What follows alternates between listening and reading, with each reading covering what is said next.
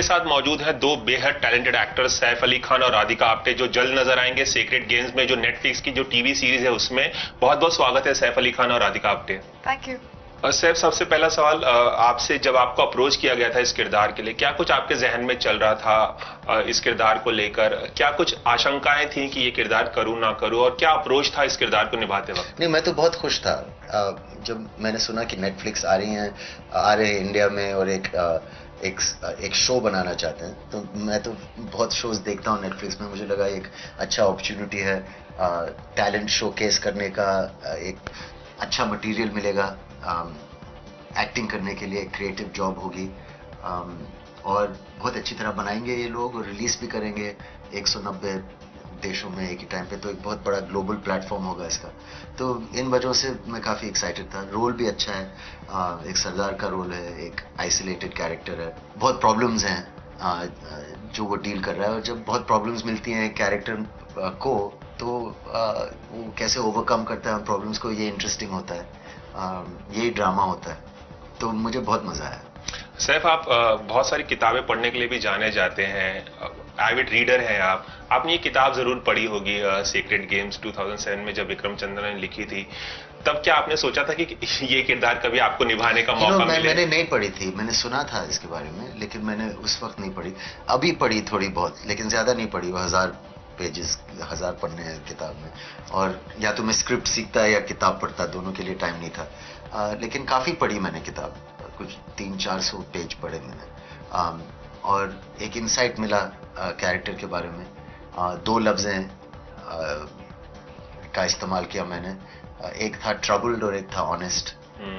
Sartaj Singh is a troubled honest cop, तो वो जो भी करता है इस नजरिए से करता है। राधिका, क्या आपने ये किताब पढ़ी थी? नहीं, मैंने नहीं पढ़ी, और मेरा जो किरदार है अंजलि माथुर, वो थोड़ा किताब से अलग, they've carved it a little differently, तो इसलिए मैंने वो नहीं पढ़ी। मैं स्क्रिप्ट को लेके चल रही थी, तो अब जब मौका मिलेगा तब मैं पढ़ूंगी। क्या अप्रोच था ये रॉ एजेंट का जो किरदार आपको मिला है निभाने के लिए? क्या अप्रोच था आपका? किस तरह की आपने तैयारी की मानसिक रूप से इस किरदार को और क्या कुछ नया एक्सपीरियंस हुआ जब आप ये किरदार निभा रही थी? एक तो चीज़ ये है कि रॉ एजेंट्स हो या मतलब पूरे जग में जैसे सीआईए है, जो भी है, तो उनका जो इम्प्रेशन होता है हमारे ऊपर वो फिल्मों से ही होता है। तो मुझे हमें लगता है कि बहुत बहुत स्टाइलिश होंगे, बहुत कूल होंगे, यू नो, बट रियलिटी में ऐसा होता नहीं है। वो बहुत अलग होती है उनकी life.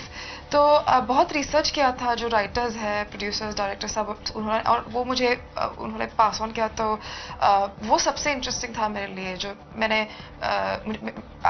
What I found out that उनकी जो ट्रेनिंग प्रोसेस होती है, उनकी जो लाइफ्स होती है, ये अनसंग हीरोज है। उनको कभी जो वो करते हैं इतना मुश्किल काम है उनका, पर उनको कोई पब्लिक रिकग्निशन या कुछ अवार्ड्स नहीं मिलते।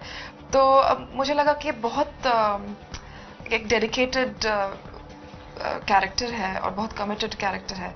तो I had a lot of fun playing her. Radhika, आपने नवाज के साथ पहले काम किया हुआ है, मांझी फिल्म मैंने देखी थी, काफी पसंद भी आई मुझे।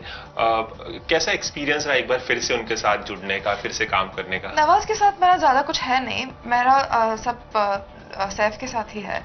और एक्चुअली हमने एक फिल्म की है बाजार, पर दोनों एक साथ तकरीबन शूट कर रहे थे। तो पहली बार I've worked with him and I have seen his work. Like I really have been such a big fan, and it has been such a pleasure working with him. I think he's one of the most versatile actors we have in the industry, and he's so funny. Your comic timing is so good. Sweet, thank you. But it's true, yeah. So I remember once we were doing a scene and मैंने कहा कि तुम्हें ना एक सरदार का role करना चाहिए जो बहुत funny हो।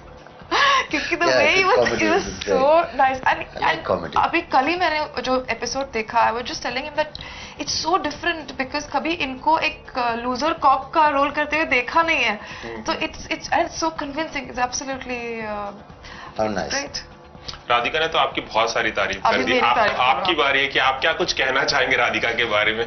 You know, actually मेरी माय सिस्टर इन लॉ करिश्मा जी ने इनकी लव स्टोरीज देखी। उनका कि लिसन, खाने पे हम सब बैठे थे, you have to tell you Radhika is this amazing actress, this. I said yes I know, because मैंने बाजार की थी इनके साथ और एक अलग ही पर्सनैलिटी थी वो उस सेट पे। इसमें एकदम no nonsense, no makeup, no glamour, you know very work orientated type of character है, और उसमें काफी ग्लैमरस और सेक्सी, तो एक अलग ही रूप था. And that's amazing if you can do that, you know. And इनकी सबसे पहले मैंने वो जो सुजॉय ने बनाई थी वो शॉर्ट फिल्म देखी थी, तो उनमें भी एकदम अलग, so unrecognizable characters from one to another, जो बहुत बड़ी बात है. तो हमेशा बहुत मजा आया इनके साथ काम करते हुए. Great. We have like But it's true, you know. lovely things about it. सिर्फ अनुराग कश्यप और विक्रमादित्य मोटवानी जो हैं, जिस तरह से बॉम्बे को दिखाते हैं, बहुत अलग जो अंडरबेली है बॉम्बे की, वैसा कोई दिखा नहीं पाता. अनुराग कश्यप तो बहुत नोन है इसके लिए. तो क्या कुछ आपको रियल लोकेशंस पे भी आप लोगों ने काफी शूट किया होगा, तो क्या कुछ आपको डिस्कवर करने को मिला बॉम्बे के बारे में जो आपको पहले नहीं पता था? बॉम्बे ऑलमोस्ट एक कैरेक्टर है इसमें, और जो डिजिटल इक्विपमेंट हम लोग इस्तेमाल करते हैं आजकल शूटिंग करने के लिए, वो काफ़ी लाइट है और लाइट्स और तामझाम की ज़रूरत नहीं होती, तो कहीं भी ले जा सकते हैं हम इसे. तो उस शो का स्केल बहुत बड़ा लगता है, क्योंकि हमने गाड़ी में लगाए और गाड़ी चलाई तो पूरा बीटी स्टेशन जैसे या टाउन पीछे दिख रहा है और एक सीन चल रहा है. और लोगों ने नोटिस भी नहीं किया क्योंकि ज़्यादा इक्विपमेंट नहीं था. अगर उस स्ट्रीट को लॉकअप करके ऑर्गेनाइज तरीके से शूटिंग करनी पड़ती तो बहुत ही मतलब एक्सपेंसिव होता और बहुत से लोगों की ज़रूरत होती. तो ये मैं कह रहा हूँ कि इक्विपमेंट की वजह से स्केल बहुत बड़ा लग रहा है, क्योंकि हम लोग लाइव लोकेशंस में शूट कर सकते थे और बहुत ऑथेंटिसिटी मिली है शो को.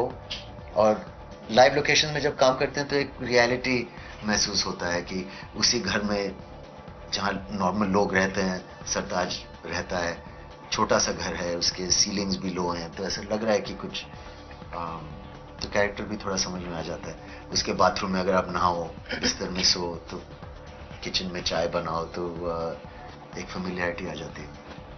राधिका, आपको भी इस सीरीज में काम करते हुए बहुत कुछ बॉम्बे के बारे में अलग डिस्कवर करने का मौका मिला है जो आप नहीं जानती थी, क्योंकि अनुराग और विक्रमादित्य का जो शूटिंग का स्टाइल है वो काफी डिफरेंट है, बाकी ऑथेंटिसिटी पर ज्यादा उनका जोर रहता है. तो क्या कुछ आपको जानने का मौका मिला इस सीरीज के लिए शूटिंग करते हुए?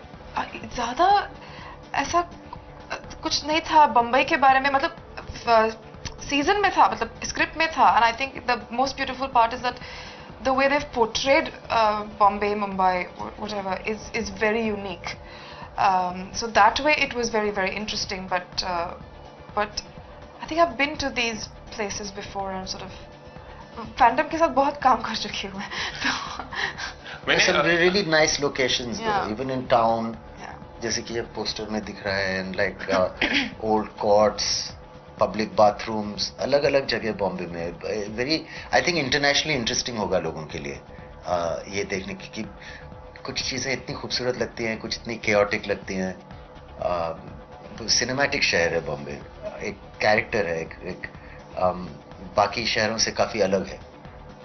बस जाते जाते एक आखिरी सवाल आप दोनों से, ये जो स्ट्रीमिंग साइट है, इस पर जब फिल्में बनती हैं, सीरीज आती हैं, तो सिनेमा बनता है वो चंद देशों में रिलीज होता है. अगर हिंदी सिनेमा की बात की जाए, ये जो है तकरीबन 200 देशों में दिखाया जाएगा. ये तो ये बात एडवांटेजेस आप लोगों को लगती है कि एक साथ इतने सारे देशों में इतने सारे लोग देखेंगे और उस तरह का प्रेशर नहीं है बॉक्स ऑफिस पर परफॉर्म करने का? क्या कुछ अगर डिफरेंशिएशन की बात की जाए तो आप लोग किस तरह से डिफरेंशिएट करते हैं? एंटरटेनमेंट के अलग अलग प्लेटफॉर्म्स हैं, लेकिन अगर आप सोचें कि इस देश का क्या 2% व्यूअर्स फिल्में देखते हैं, या तो पैसे नहीं है सबके पास, या इतने पैसे नहीं है, या सिनेमास पास नहीं है.